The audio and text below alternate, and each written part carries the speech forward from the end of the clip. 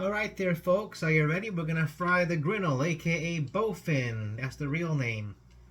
Dogfish, swamp trout, mud pike. It's got all kinds of bad names, and we already did the other video without carrying on about that when we filleted it. So here's some of the meat here. I've already cut up into some nuggets. I've got some egg, and I got some breadcrumbs here, just some regular plain breadcrumbs, and I got some oil heating up back there on the stove.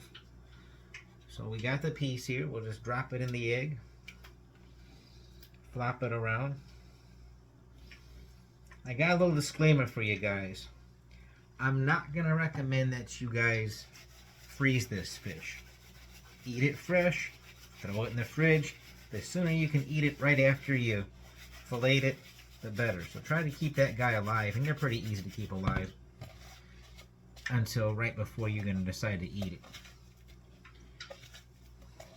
You know, if you don't think you can do that, then don't keep them. You know, just throw them back, because they don't freeze good. I froze this one just to see and do an experiment on it, and yeah, it's gonna be great.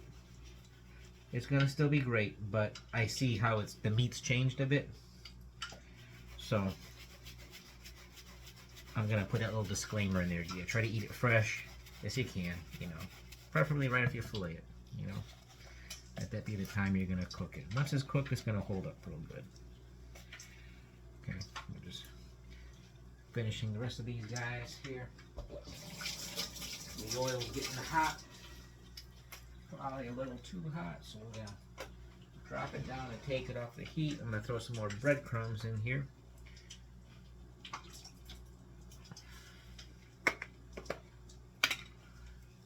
Because, like I said, they yield a lot of meat, so it's a little bit more fish than we thought. The last big chunk going in there. Last one I saved, maybe let it be one kind of a big chunk, you know.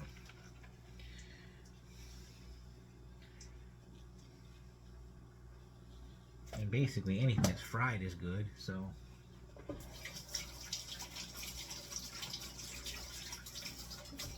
so we'll toss him around again. See it getting tossed up in there.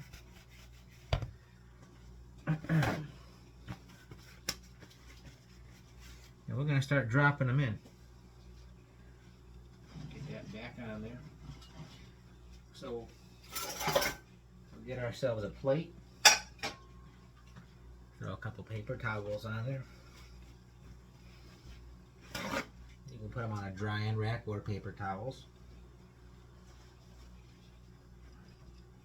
And we'll start dropping them in. Let me bring you on over to the fryer.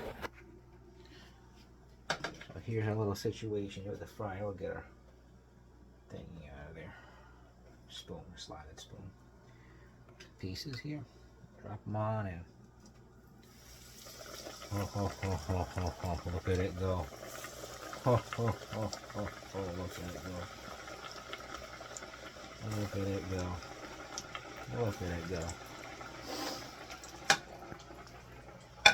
Get our last piece here. Get him all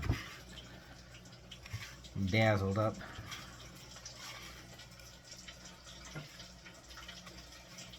It won't take too long. I'm guessing, you know, no more than 3 minutes. So I'll probably set the timer for like 2 minutes and a second here.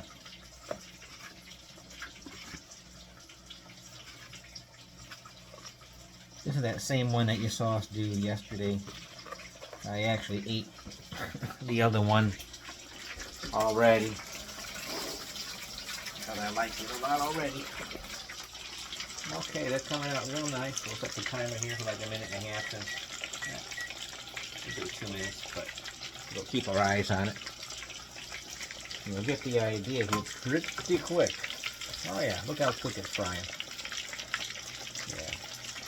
Drop the temperature down a bit. I like it on number 7, and then I lower it down once they get going. If I see they start cooking too fast, you know, that's with any fish. they're coming out good. Real good there.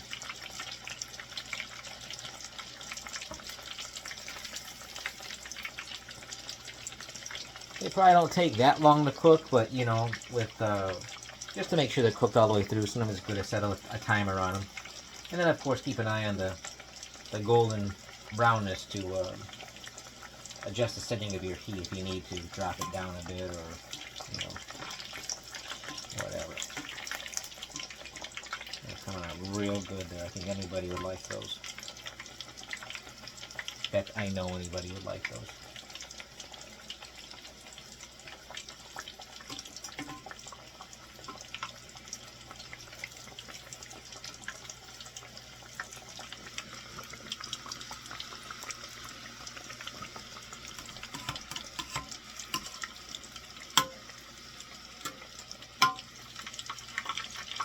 And this guy's ready to come out here.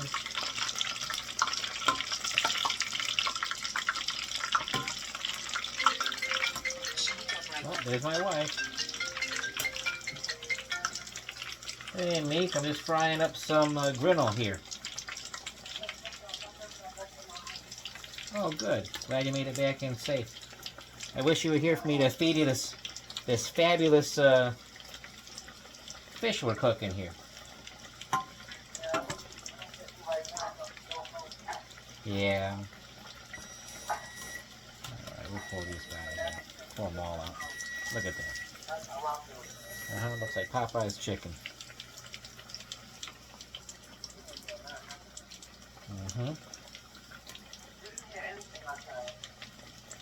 Yeah, he did. He said he wanted to come inside.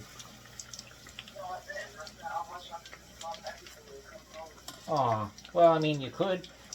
My wife said she wishes she could drop everything and come home. That's the kind of effect this fish has on people. I'm making a little instructional video right now, Mika, and you're a part of it. Well, you know, I mean, why wouldn't she be? I don't know if she can hear what she's saying. She said, "You always got to be a part of something." Look at this, guys. Great. So we're just going to take some salt and salt them up while they're vulnerable. Good old Morton salt right here. And just do it like you're salting a steak. And salt a steak like you're salting a fish. Yeah. To as much as you like. We're going to drop the other guy in, then we're going to take a taste. You don't need to see my face. You need to see what's going on here. The real star of the show, right here. The real star of the show. Ho, ho, ho. Opening act. Act 1, scene 1. Yeah, this is literally take 2. And if we had some more, you know, we could do a take 3 and a take 4. But I think that this is going to be more than enough right here, especially for one person. This is enough here for 2 people. But enough of that. While that's cooking, let me set the timer here. We'll set the timer on this one for 3 minutes. Probably won't cook it that long, but we have ourselves a plate here. Kind of getting a little collection of plates here. And we're going to pull out some great Canadian potatoes that I already made. How do you make Canadian potatoes? You chop up a potato and an onion and a bell pepper, and you add some oil to it, and you put it in the microwave, and you can put a little bit of garlic powder on if you want, and some salt, and bingo. And this doesn't look as attractive as it can, because you can make it with, like, yeah, stop, my wife's laughing at me, but, you know, because it's got the orange one, but you can put orange, red, green, or just red. The red make it look real nice. So we're going to dump that on the plate. Try to wipe it off like a superstar.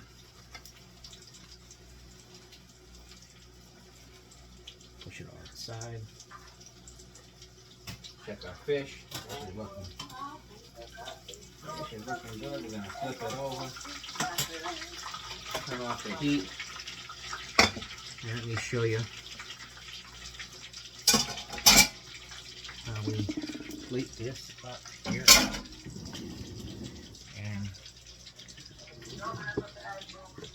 yeah.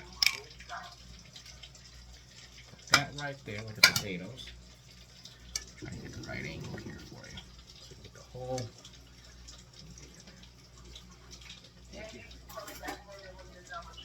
No, I'm only gonna be a couple more minutes on this thing. It's literally all done. No.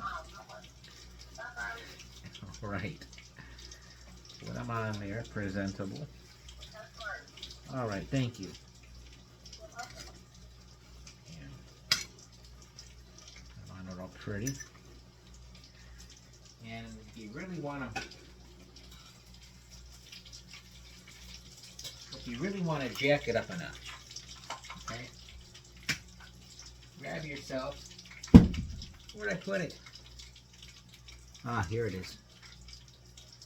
Paul Prudhomme's Redfish Magic. I mean, it doesn't need it, but if you want to kick it up a notch and you want some extra good flavor on there, oh, it's one of the finer things in life. I'm going to put on half of them, just because I like it like that. And you know, you can take these pieces right here, double stack them. 2 pieces of fish, double stack them on a piece of bread, however you like to make a fish sandwich. Plain, lettuce, tomato cheese, and tartar sauce if you want. Look at that bad boy. Look at that.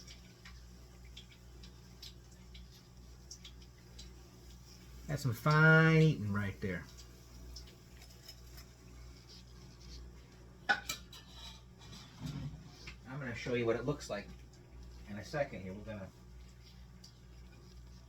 cut right into it. So, get ourselves a fork here. And I'm going to, you know what, in fact, I'm not even going to use a fork. I'm going to break it open for you. Let's break it open so you can see a nice white meat in there. Look at that. See that nice white meat? Oh, that's beautiful. That's great.